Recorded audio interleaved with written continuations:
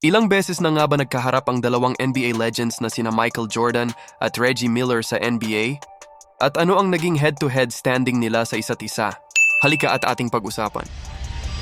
Dalawang NBA legends na parehong kilala sa kanilang scoring at clutch performances, pero ang tanong, sa tuwing nagkakaharap sila, sino nga ba ang mas madalas mag-uwi ng panalo? Sa kabuuan ng kanilang karera, 56 na beses silang nagharap sa NBA, kabilang ang regular season at playoffs. At sa 56 na laban na iyon, malinaw ang naging advantage ni Michael Jordan dahil meron siyang 36 na panalo habang 20 naman para kay Reggie Miller.